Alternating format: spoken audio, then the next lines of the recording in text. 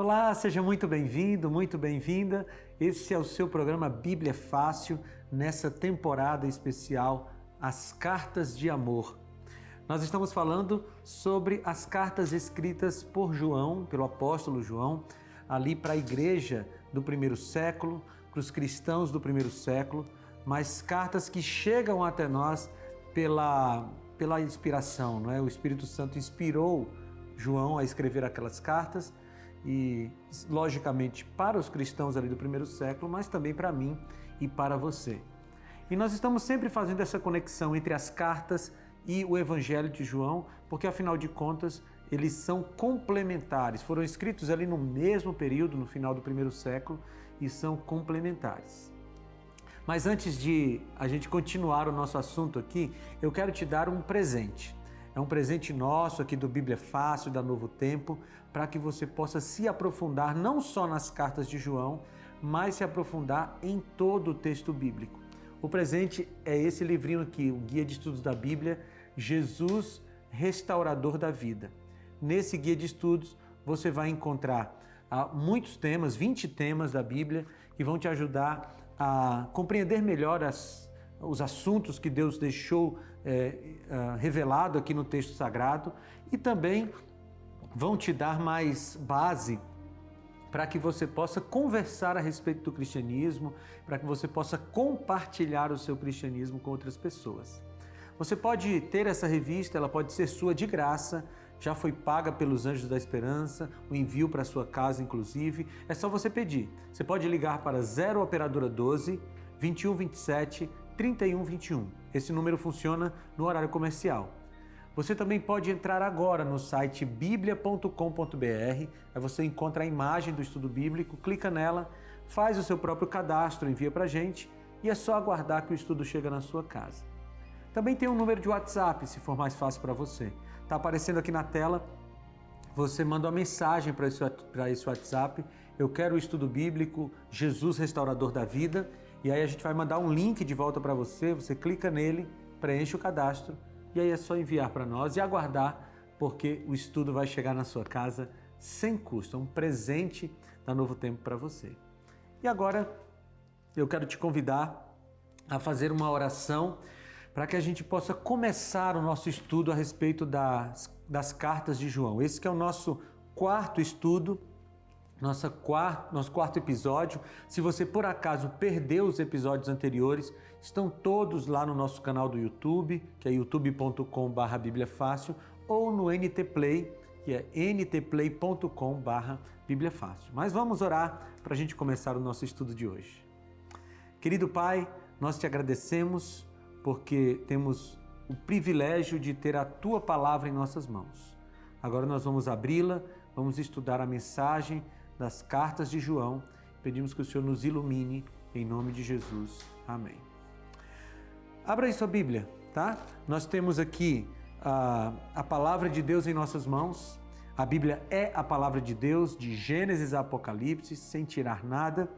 E nós estamos numa sequência de estudos a respeito dessa carta. E aqui nós vamos estudar agora o capítulo 2, dos versículos 1 até o versículo 6. Ok? Do versículo 1 ao versículo 6. Se você tem a sua Bíblia aí, abra-se, pode ser no seu dispositivo eletrônico também, mas é importante que você tenha a sua Bíblia para você acompanhar, para você conferir se o que eu estou falando está realmente na Palavra de Deus. Aliás, eu vou te dar aquela dica, né? Pega aí uma caneta, pega aí um caderninho para você ir anotando ideias. Eu gosto de escrever na minha Bíblia, não tem nenhum problema com isso, mas é bom você ir escrevendo porque ajuda a fixar o conhecimento na sua mente. Vamos ler o texto bíblico? Primeira carta de João, capítulo 2, a partir do versículo 1. Diz assim: Meus filhinhos, escrevo a vocês estas coisas para que vocês não pequem. Se, porém, alguém pecar, temos um intercessor junto ao Pai, Jesus Cristo, o justo. Ele é a propiciação pelos nossos pecados, e não somente pelos nossos, mas também pelos pecados de todo o mundo. Sabemos que o conhecemos, agora versículo 3, tá? Sabemos que o conhecemos se obedecemos aos seus mandamentos. Aquele que diz, eu o conheço, mas não obedece aos seus mandamentos, é mentiroso e a verdade não está nele. Mas se alguém obedece a sua palavra, nele verdadeiramente o amor de Deus está aperfeiçoado. Dessa forma, sabemos que estamos nele. E agora o versículo 6, aquele que afirma que permanece nele deve andar como ele andou. Há muita coisa nesses versículos, não é? E eu quero pensar algumas delas aqui que são importantes para a nossa caminhada cristã. E o primeiro ponto aqui é João escrevendo a respeito do padrão de Deus para nós. Qual é o padrão de Deus para nós? É esse aqui, ele diz: filhinhos, eu escrevo essas coisas para que vocês não pequem. O pecado é uma realidade na nossa vida, mas ele não pode ser um planejamento na nossa vida. O ideal de Deus para nós é que a gente não peque, sim. E você pode olhar para mim e dizer assim: isso é muito difícil, isso é impossível. Veja, o primeiro ponto aqui dessa carta, ou desse trecho da carta de João, é Deus estabelecendo o padrão dele para a nossa vida. E qual é o padrão dele? É que a gente não peque. Isso já nos diz alguma coisa muito importante, não é? Nós devemos caminhar sempre olhando para esse objetivo. Eu concordo com você. É impossível a gente viver sem cometer um ato pecaminoso, porque a nossa natureza nos leva a isso. Mas os atos pecaminosos que nós cometemos devem ser como acidentes, e a gente vai tratar disso mais na frente. Nesse momento eu só quero que você saiba que o padrão de Deus para você é esse, é não pecar. E não é só João que fala sobre isso. Eu quero te convidar a abrir sua Bíblia em Romanos, capítulo 6. A carta de Paulo aos Romanos, no capítulo 6, nos versículos 11 a 14. Você pode ler comigo?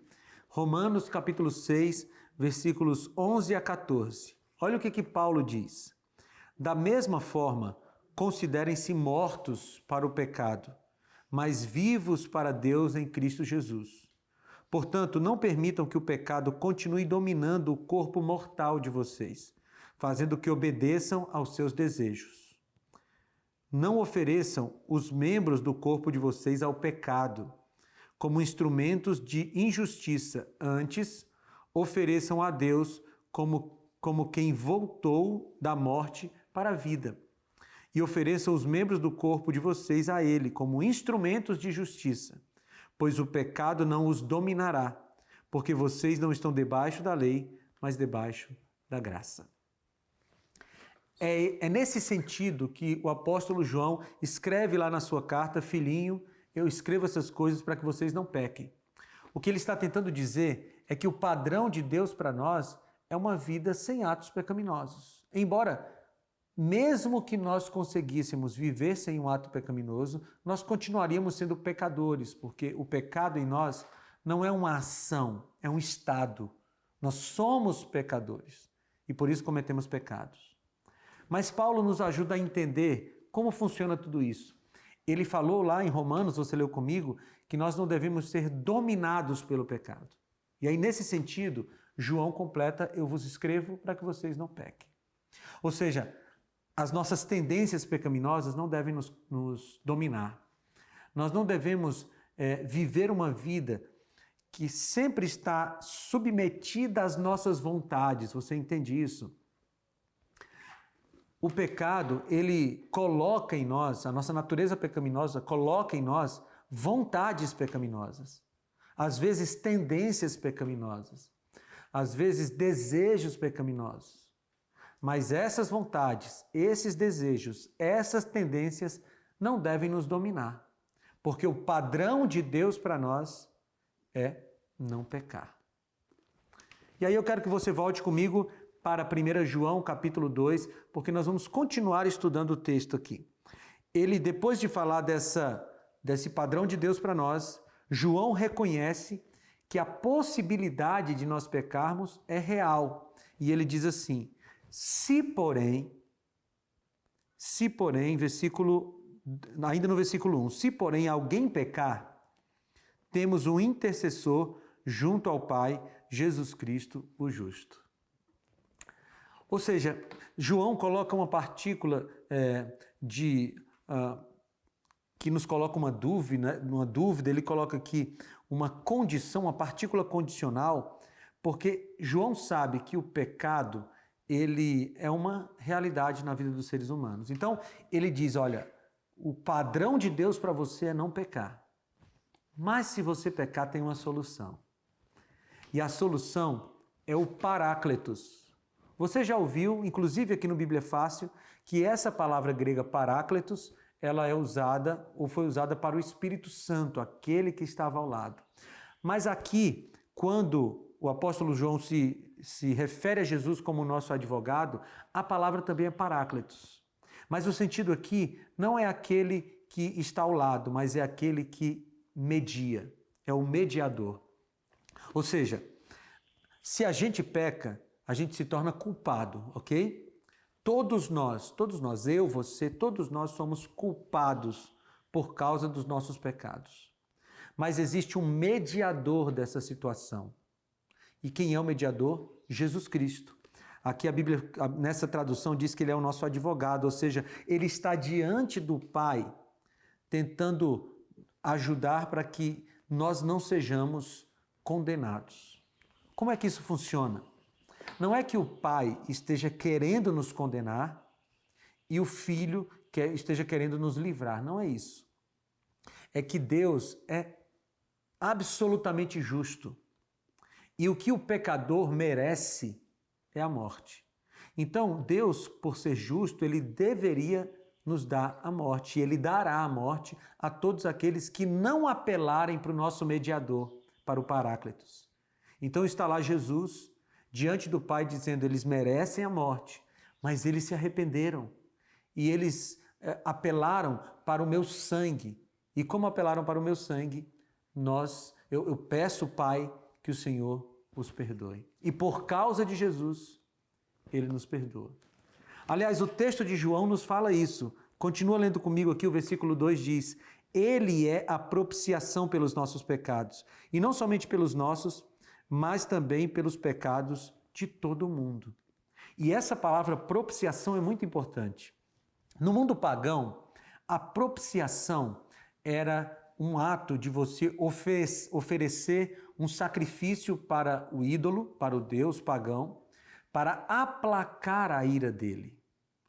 Veja, no mundo pagão, o pecador, ele iria oferecer um sacrifício para aplacar a ira de Deus.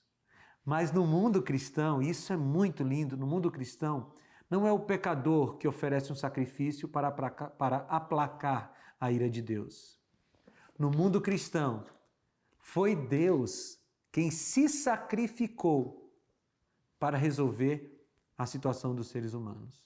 Você consegue ver como isso é bonito? No mundo pagão, nos deuses falsos, precisa haver um sacrifício oferecido pelo pecador para aplacar a ira de Deus. Mas no mundo cristão, no mundo do Deus verdadeiro, foi o próprio Deus quem se sacrificou. Ele foi a propiciação.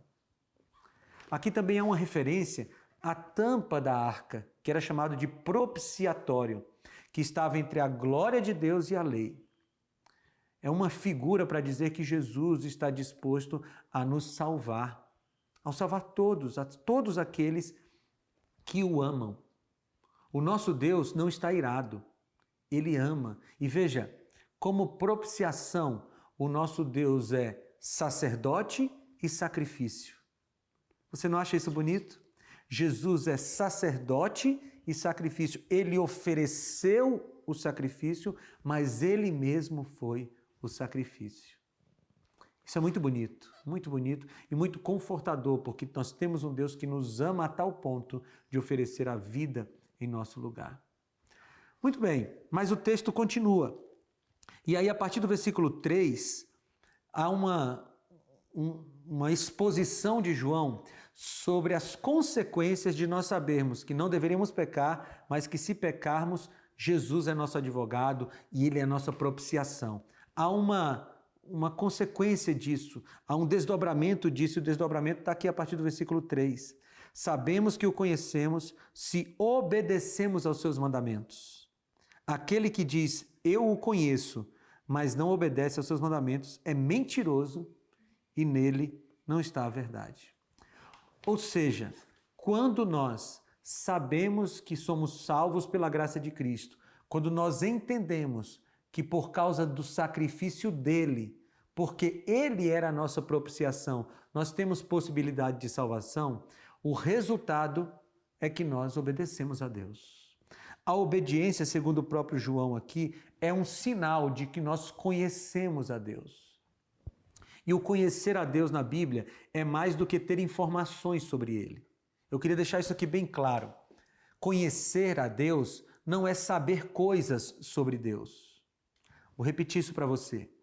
Conhecer a Deus não é saber coisas sobre Deus. Conhecer a Deus tem a ver com se relacionar com Deus. Ou seja, nós conhecemos a Deus quando a gente tem intimidade com Ele. Eu vou te dar só um exemplo bíblico. Gênesis capítulo 4, versículo 1. Olha como é o sentido de conhecer na Bíblia. Gênesis capítulo 4, versículo 1. Diz assim: Adão conheceu Eva, sua mulher, e ela engravidou e deu à luz a Caim.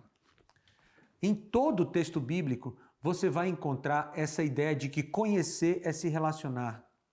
E quando a gente conhece a Deus, é porque a gente tem intimidade com Ele através da Bíblia e da oração. E aí o resultado disso é que, quando nós conhecemos a Deus, nós somos levados a obedecer. E João é muito claro nisso, né? João é tão claro que ele diz que aquele que diz que conhece a Deus, a Cristo, e não obedece, é mentiroso. Você consegue perceber isso? Você consegue entender que a obediência está ligada àquele que nos salvou? E faz parte das características dos salvos, a obediência. E mais, no versículo 6, o último versículo que nós lemos desse trecho de João, diz: aquele que afirma que permanece nele deve andar como ele andou. Ou seja, se nós dizemos que conhecemos a Jesus, mas andamos de maneira diferente da dele, ou seja, se nós dizemos que conhecemos a Jesus, mas não obedecemos às coisas que ele estabeleceu, o que a Bíblia diz é que nós somos mentirosos. É uma linguagem dura da Bíblia, não é? Eu concordo com você. Mas é uma forma do apóstolo João chacoalhar os seus leitores iniciais e a nós também. Porque se nós dizemos que conhecemos a Jesus e não o obedecemos, nós estamos mentindo. Mas se nós entendemos a salvação em Cristo, se nós entendemos o perdão de Jesus, então nós o obedecemos como uma prova de amor e como gratidão. Amor e obediência estão intimamente ligados e devem ser sinais na vida de um cristão.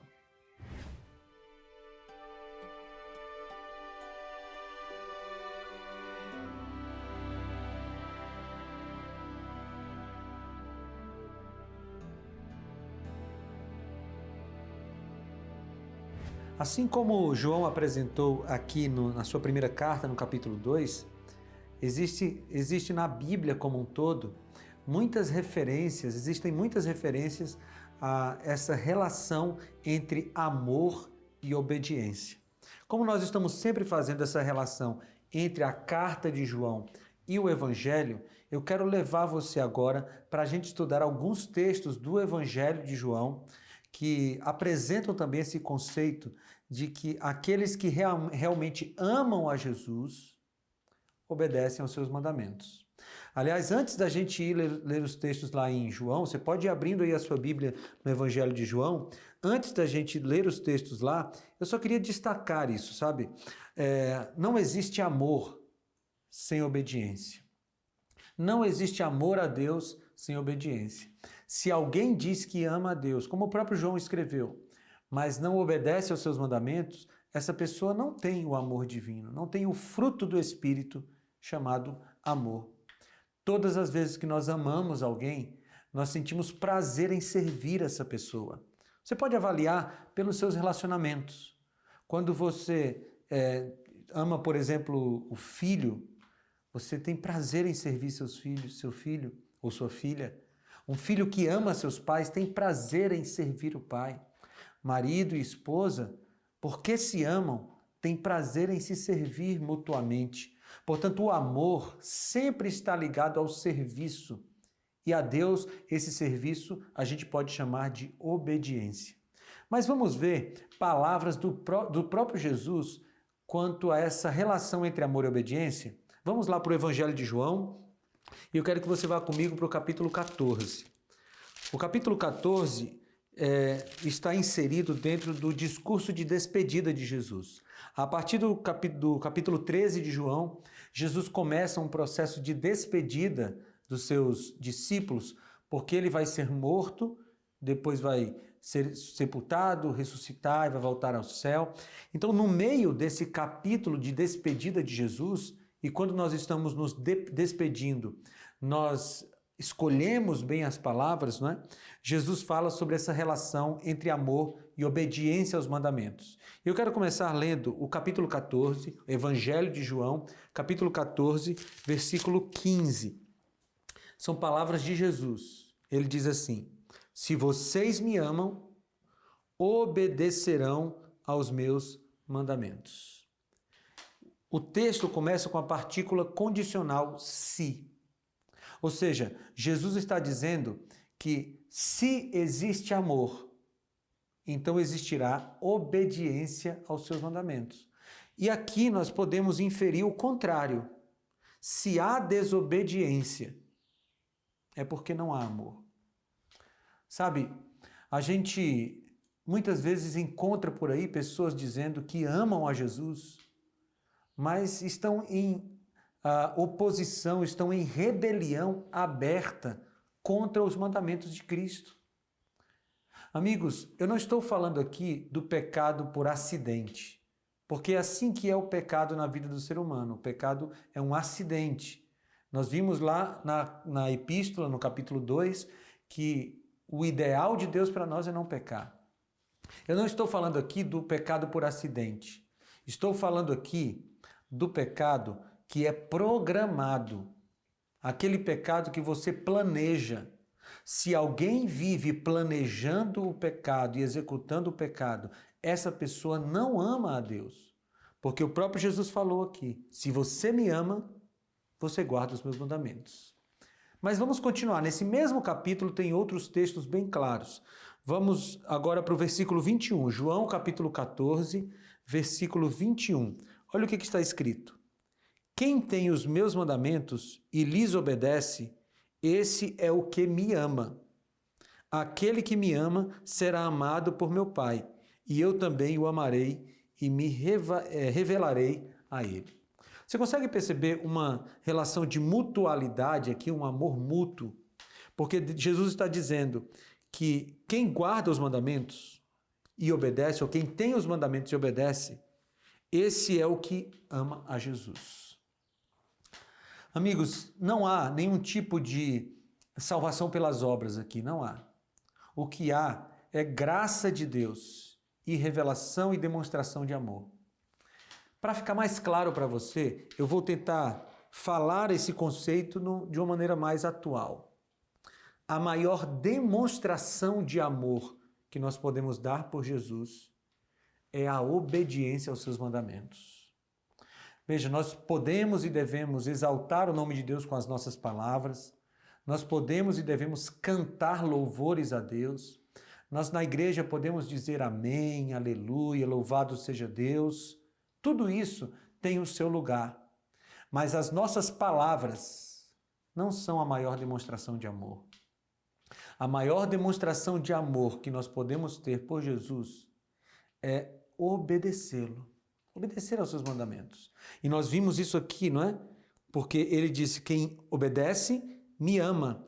E aí tem uma mutualidade, porque essa pessoa que ama também é amada por Deus. E tudo começou no amor de Deus, né? Ele foi o primeiro a amar, Jesus Cristo foi o primeiro a amar, ele é quem nos busca para distribuir amor, e nós, em resposta ao seu amor, amamos e obedecemos.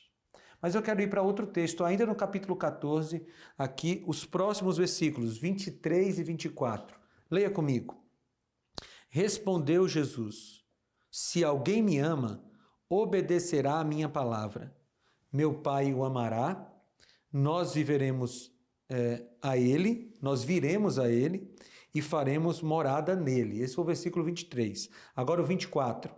Aquele que não ama, ou aquele que não me ama, não obedece às minhas palavras. Duro isso, não é? O que a Bíblia está nos apresentando aqui é que o amor sempre leva à obediência. E aí você pode estar dizendo assim, por que Jesus repetiu tanto esse conceito? Você viu aqui que no mesmo capítulo nós lemos o versículo 15, que fala que quem ama, obedece. Nós lemos o versículo 21, que diz que quem ama, obedece. Nós lemos os versículos 22 e 23, que dizem quem ama, obedece. Por que Jesus repetiu tanto esse conceito? Vou te explicar uma coisa sobre a Bíblia. Na época que a Bíblia estava sendo escrita, não existia sublinhado, negrito, não existiam essas formas de destacar uma parte do texto. Então, quando os autores bíblicos queriam destacar uma parte do texto, o que eles faziam? Eles repetiam. A repetição é a forma bíblica de se enfatizar alguma coisa. Todas as vezes que a sua Bíblia enfatizar alguma coisa, repetir alguma coisa, dê atenção àquilo. É como se Deus estivesse dizendo, ei, presta atenção nisso aqui, eu estou repetindo porque é importante e eu quero que você aprenda. E se Jesus repetiu tantas vezes que quem ama obedece, quem ama obedece, quem ama obedece, é porque isso é uma coisa importante. Amigos, obediência não tem nada a ver com salvação pelas obras. Obediência tem tudo a ver com amor por Jesus. Você ama Cristo? Se você ama Cristo, você vai obedecê-lo. E aí tem mais um aspecto aqui que eu gostaria de destacar, agora no capítulo seguinte, capítulo 15, versículo 14. Porque agora Jesus vai falar de outro aspecto do amor. João capítulo 15, versículo 14 diz: vocês serão meus amigos se fizerem o que eu mando, ou se fizerem o que eu ordeno. E aqui tem outro ponto muito importante. Primeiro, Jesus repete várias vezes: se você me ama, você guarda os meus mandamentos. E agora ele diz: se você é meu amigo, você vai fazer o que eu mando. Na relação de amizade com Jesus, tem uma coisa que cabe a nós, é obedecer aos seus mandatos. E aí você está se perguntando, mas por que nessa relação de amizade com Jesus tem alguma coisa que eu tenho obrigação de obedecer? Veja, quando a gente tem amizade com Jesus, a gente está tendo amizade com aquele que é o soberano do universo. Ele sabe de tudo, ele nos conhece profundamente e por nos conhecer profundamente, ele sabe o que é melhor para nós. E sabendo o que é melhor para nós, a coisa mais inteligente que nós podemos fazer é seguir o que ele diz. Amigo, deixa eu te falar uma coisa. Se Jesus disser, vai pela esquerda, não vá pela direita. Se Jesus disser, vá pela direita, não vá pela esquerda. Porque o caminho que Jesus indica é sempre o melhor. Isso se aplica aos seus relacionamentos, isso se aplica ao seu trabalho, isso se aplica à sua saúde, à sua alimentação, isso se aplica a tudo. Quando Jesus diz que para ser amigo dele, você tem que obedecê-lo, e para uma demonstração do amor que você tem para com ele é a obediência, ele não está querendo o seu mal, ele não está querendo tirar a tua liberdade, não é isso. O que Jesus está querendo é te proteger. Porque todas as vezes que Jesus diz, esse é o caminho, andai por ele, é o melhor caminho para a gente, o caminho da salvação, o caminho da segurança. Eu quero que você entenda isso. Obedecer a Jesus não é uma questão de anular a sua liberdade, não é isso. É uma questão de ter a proteção de Deus para a sua vida, especialmente para a sua vida espiritual. Portanto, a obediência a todos os mandamentos de Cristo é esperada por ele. Quando eu falo de todos os mandamentos, eu estou falando de todos mesmo. Aqui, no capítulo 14 e no capítulo 15, Jesus, ele expõe um mandamento, que é o mandamento de amar ao próximo, de dedicar amor ao próximo. Mas não é só a esse mandamento que nós devemos nos submeter. É a todos os mandamentos. Nós devemos obedecer a todos eles. Vou te dar um exemplo. Lá em Êxodo capítulo 20, estão escritos os 10 mandamentos de Deus para nós, o decálogo. Eu não sei se você já conferiu os 10 mandamentos, mas lá eles estão registrados e foram escritos pelo próprio dedo de Deus. Eu vou só mencioná-los aqui. Êxodo capítulo 20. Aqui eu vou ler, eu não vou nem ler, eu vou só mencionar a partir do versículo 3. No primeiro mandamento, não terás outros deuses diante de mim. Depois vem o versículo 4, não farás para ti imagem de escultura. No versículo 7, não tomarás o nome do Senhor teu Deus em vão. No versículo 8, lembra-te do dia de sábado para o santificar. No versículo 12, honra teu pai e tua mãe. No versículo 13, não matarás. Versículo 14, não adulterarás. No versículo 15, não furtarás. Versículo 16, não dirás falso testemunho.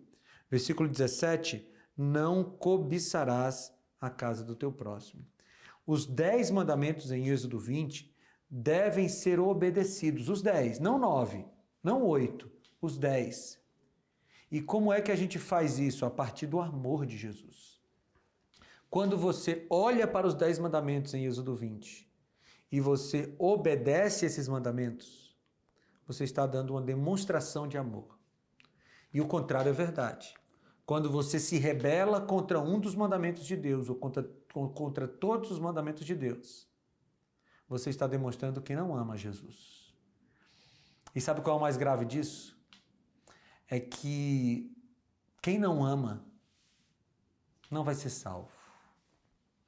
Entende isso? Quem não ama não será salvo. Só que, além dos mandamentos, dos 10 mandamentos, tem outros, né? Tem o mandamento do amor ao próximo, que é um resumo dos 6 últimos mandamentos da lei de Deus. Amar a Deus sobre todas as coisas é o resumo dos 4 primeiros. Amar ao próximo como a ti mesmo é o resumo dos 6 primeiros. Mas também tem os mandamentos alimentares de Jesus. Se você olhar em Levítico capítulo 11, você vai ver vários animais considerados imundos, dos quais nós não devemos nos alimentar, não devemos comer a sua carne. São mandamentos de Deus que devem ser seguidos. Existem os mandamentos que regem nossos relacionamentos. Então você vai ver, por exemplo, na Bíblia, uma regra a respeito do casamento. O casamento estabelecido lá no Éden, feito entre um homem e uma mulher, de maneira monogâmica e heterossexual. Deus estabelece esse tipo de relacionamento, é um mandamento de Deus. E quem ama a Jesus obedece a esse mandamento. Aliás, essa regulação, esses critérios para a vida sexual dos seres humanos estão em toda a Bíblia. Se você olhar, por exemplo, Romanos capítulo 1, você vai ver que Deus condena qualquer tipo de relacionamento que não seja como aquele estabelecido no Éden. Heterossexual, monogâmico e até que a morte o separe.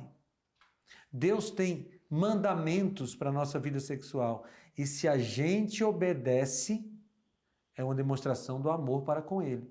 Se a gente não obedece, é uma demonstração que a gente não ama. Então, queridos, tanto na carta de João, que nós lemos inicialmente, quanto no Evangelho de João, quanto em todos os outros trechos da Bíblia, você vai encontrar essa relação muito íntima entre amor e obediência. E a grande pergunta que nós temos que fazer é: nós amamos a Deus? Você percebe que a questão não começa com a obediência, a questão começa com o amor. Nós amamos e, portanto, obedecemos. A nossa preocupação primeira não tem que ser em obedecer. A nossa maior preocupação tem que ser em amar. Amar a Jesus. E como é que se desenvolve amor? Se desenvolve através de relacionamento. Você não ama uma pessoa com quem você não se relaciona. Por isso que você precisa encontrar com Jesus todos os dias, para que você possa conhecê-lo cada vez mais, desenvolver amor por ele. E como consequência disso, você vai demonstrar através da sua obediência. Amor e obediência são dois lados da mesma moeda.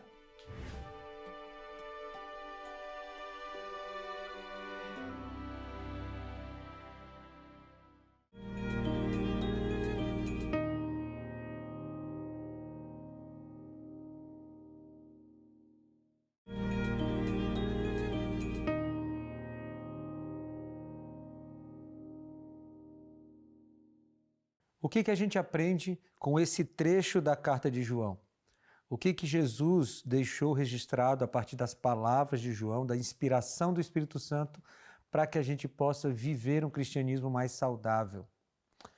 Veja, eu acho que o primeiro ponto de tudo é a gente entender que no reino de Deus há completa liberdade. Não existe nenhum tipo de opressão no reino de Deus. Deus não nos obriga a fazer nada. Sim, existe completa liberdade no reino de Deus. E eu até lhe digo que a liberdade está no fundamento do reino de Deus. Todos nós somos livres. Livres para ficar ou não ficar no reino de Deus. E é nisso que consiste a nossa liberdade. Nós não somos livres para alterarmos princípios de Deus. Para isso, não. A liberdade que existe no reino de Deus, ela está ligada à nossa possibilidade de ficarmos ou não ficarmos com aquilo que Deus estabelece. Nós não podemos, como eu disse, dizer assim, agora a partir de hoje, isso que Deus disse que é certo não é mais certo, e isso que Deus disse que é errado não é mais errado. Essa liberdade nós não temos, porque Deus não facultou a nós essa liberdade. Isso Ele já estabeleceu. Nós somos livres para ficar ou não com Deus, e Ele não vai nos obrigar a ficarmos com Ele. Mas aqui tem um segundo ponto importante. É preciso compreender que no reino de Deus é Ele quem legisla. No reino de Deus é o rei quem estabelece o que é certo e errado. E o rei é Jesus, não nós. Nós somos súditos e como súditos nós podemos ficar com o que Deus estabeleceu ou não ficar. E eu repito, nós somos livres para isso. Deus garante a liberdade de nós escolhermos não ficar com Ele. Foi por isso que o pecado entrou na história do universo. Lá no céu, um anjo de Deus, um anjo que foi criado perfeito, não tinha natureza pecaminosa, mas foi criado completamente livre. Ele escolheu não ficar com Deus. E ele carregou consigo 1/3 dos anjos, segundo Apocalipse capítulo 12. E esses anjos, usando a sua liberdade, saíram da presença de Deus. Depois aconteceu algo semelhante aqui na Terra, no Éden, com os nossos primeiros pais, Adão e Eva. Eles eram completamente livres e por causa da liberdade deles, eles escolheram comer do fruto que foi proibido por Jesus. O pecado existe por causa da liberdade, mas mesmo com o risco do pecado, Jesus continuou nos dando liberdade absoluta, liberdade irrestrita para a gente decidir entre ficar com Ele ou não. Depois que o pecado entrou, Deus continuou estabelecendo regras. Deus continuou estabelecendo leis. E agora Ele diz que a lei, a obediência, está vinculada ao nosso amor, ao amor que sentimos por Ele. É por isso que aqui no trecho que nós estudamos hoje, de 1 João, capítulo 2, aí do versículo 1 até o versículo 6, existe um chamado a uma obediência por amor. Aliás, essa é a única obediência que Jesus aceita, uma obediência que é feita por amor. aqui na carta de João e no Evangelho também, nós vemos essa afirmação várias vezes. Se você ama, você guarda os mandamentos. E João é até mais enfático, não é? Porque ele diz que quem diz que ama e não guarda os mandamentos é mentiroso. Agora pense comigo, o apóstolo João, ele estava com Jesus naquela ocasião na qual Jesus falou as palavras registradas em João 14:15. João tinha ouvido do próprio Jesus que o amor tinha como uma das principais demonstrações a obediência. João sabia disso e havia algo que incomodava muito a João. João se incomodava ao ver os cristãos do primeiro século dizendo que amavam a Jesus e vivendo em completa desobediência. Amigos, rebeldia contra as leis de Deus é um sinal de que você não o ama. Você abertamente está contra um mandamento de Deus é sinal de que você não o ama. Quando a gente olha para os 10 mandamentos, por exemplo, e você olha para o mandamento que diz não terás outros deuses diante de mim, e você tem outros deuses diante do nosso Deus verdadeiro, você está dizendo para Deus e para o universo que você não ama a Jesus. Quando Deus diz, lembra-te do dia de sábado para o santificar, e você não guarda o sábado, você está dizendo que não ama a Jesus. Porque Jesus falou, se vocês me amam, vocês guardam os meus mandamentos. Quando você desobedece seu pai e sua mãe, quando você adultera, quando você mente, quando você está fora dos planos de Deus para a sua sexualidade, você está dizendo que você não ama a Deus. Isso é muito sério, sabe? Porque é uma ingratidão. Jesus fez algo que nós não temos como pagar. Ele morreu no nosso lugar para que nós tivéssemos a possibilidade de ter vida eterna. Então, amor e obediência são sinônimos. Mais do que isso, nós aprendemos que amizade e obediência também são sinônimos. Se você é amigo de Jesus, amiga de Jesus, você vai obedecê-lo por amizade, por gratidão, por amor. Nós também aprendemos hoje que há perdão para todas as pessoas. E aqui eu quero reforçar que você não foi longe demais. As coisas que você fez, os pecados que você cometeu, não te afastaram tanto de Deus que Ele não consiga te alcançar. Nós nunca iremos tão longe a ponto de, se nos arrependermos, não conseguirmos voltar. Você consegue e você pode voltar para Jesus hoje. O pecado que você cometeu, o pecado que atormenta a sua mente, pode ser perdoado, porque há graça para todas as pessoas. Há perdão para todas as pessoas. Não importa se você cometeu um crime e está preso por isso. Não importa se você traiu sua esposa, traiu seus filhos e saiu de casa. Não importa se você está envolvido até o pescoço em drogas. Não importa. Se você se arrepender hoje, você vai receber o perdão de Deus. Porque o apóstolo garante isso na sua carta. No primeiro capítulo ele diz, se confessarmos os nossos pecados, Ele é fiel e justo para nos perdoar os pecados. Mas eu queria tocar de novo no ponto que eu acho que é o centro dessa nossa conversa. Todos que entenderam o amor de Deus devem viver em função dos padrões éticos e morais que Ele estabeleceu. E amigos, existem padrões éticos e morais. Nós vivemos num período da filosofia humana que os padrões têm sido cada vez mais quebrados, né? Se você parar para ver um pouquinho a configuração social na qual vivemos, você vai perceber que há um intencional esforço por quebrar padrões. Você vai escutar na TV, você vai escutar na internet, você vai ver nas redes sociais que não existem padrões para as condutas humanas. Você vai escutar isso. Mas essa não é a voz de Deus. Essa é a voz do inimigo de Deus. Todas as vezes que você ouvir alguém dizendo que não tem padrão, todas as vezes que você ouvir alguém dizendo que não tem paradigma, que você pode viver do jeito que você quiser e Deus vai te aceitar, essa não é a voz de Deus. Essa é a voz do inimigo de Deus. Porque há um padrão estabelecido nesse livro. A Bíblia diz, isso é certo, isso é errado. A Bíblia diz, isso pode, isso não pode.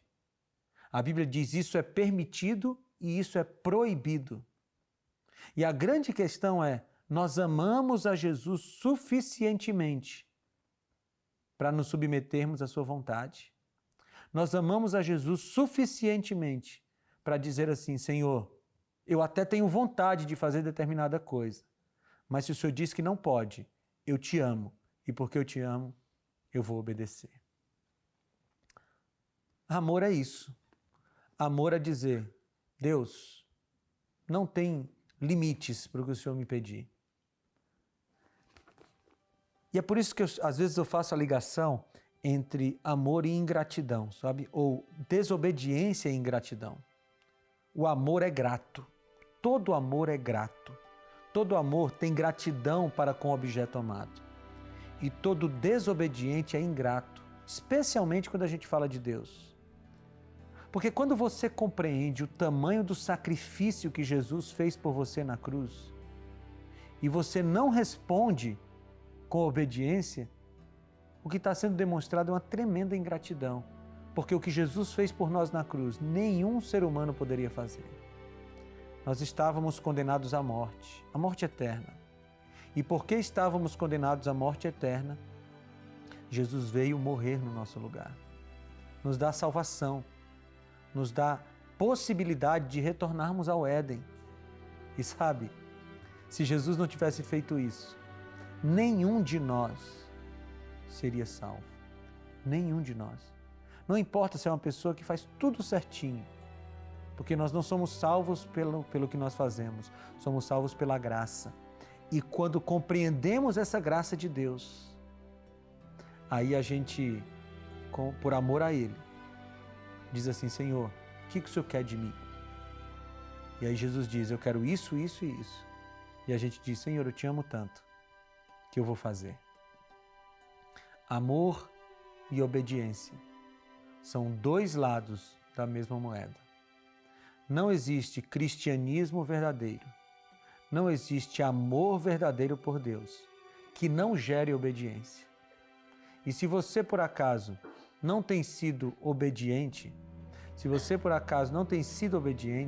é porque talvez você ainda não entendeu com profundidade o amor que Jesus tem por você e você não tem respondido a esse amor.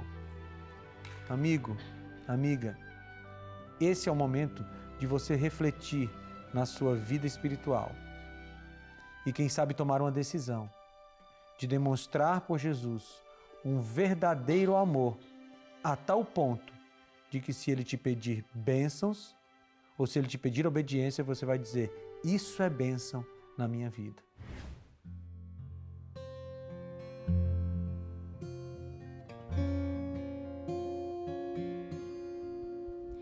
No trono do viver só existe lugar para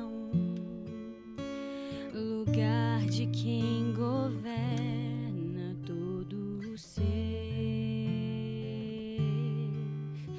No trono do viver só pode haver um Senhor. Se forem dois, um será amado e outro rejeitado. Vem, decide agora quem vai ocupar seu coração. Mas lembre, se ele não for o primeiro em seu coração, já não é mais nada, não passa de uma ilusão. Mas se ele for o primeiro, o seu companheiro, motivo do seu existir, você vai viver, você vai sorrir, você vai vencer.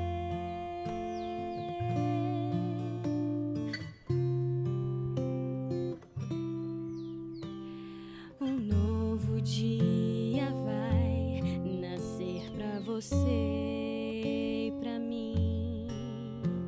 Depende de aceitar Jesus no viver. É hora de beber da fonte da vida. Você verá que em Jesus existe plena alegria. Vem, decide agora quem vai ocupar seu coração. Mas lembre, se ele não for o primeiro em seu coração, então já não é mais nada, não passa de uma ilusão. Mas se ele for o primeiro, o seu companheiro, motivo do seu existir, você vai viver, você vai sorrir, você vai vencer. Não há batalha perdida com Cristo. Ele mesmo triunfou lá na cruz. Com sangue já provou que nos ama. Se o coração não for dele, não será de mais ninguém. Se ele não for o primeiro em seu coração,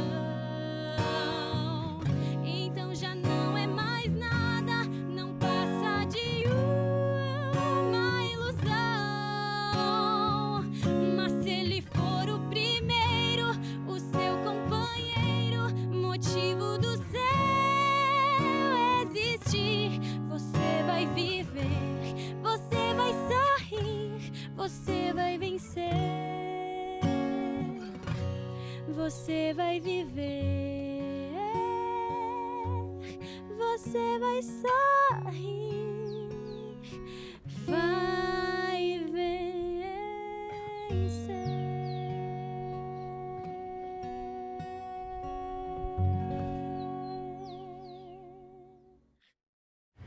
E aí, qual vai ser a sua decisão?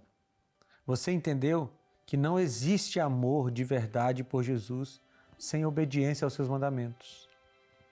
E talvez você agora entendeu que não estava vivendo todo o amor que poderia viver por Jesus.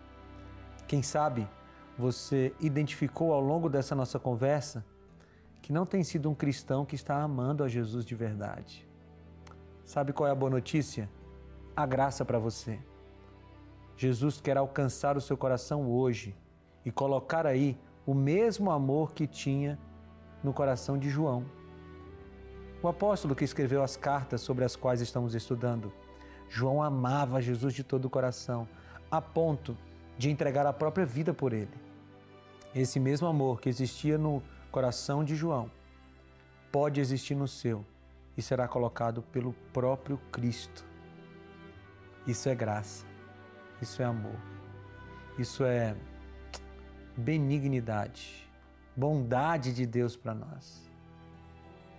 Eu quero orar por você, orar por mim também, para que Deus faça crescer no nosso coração o amor por Ele, um amor incondicional.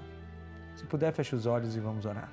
Senhor, coloca no nosso coração um amor que não tem medida, para que nós possamos viver uma vida em obediência a Ti. Nós te pedimos isso em nome de Jesus. Amém. Amigos, foi muito bom falar com vocês, dividir essa lição com vocês aqui, entender o amor de Deus e o amor que nós temos que entender por Deus. Nós temos que ter por Deus. Agora é hora da gente viver esse amor, cada dia, cada momento, em obediência a Deus. Não para sermos salvos, mas porque fomos salvos pela graça.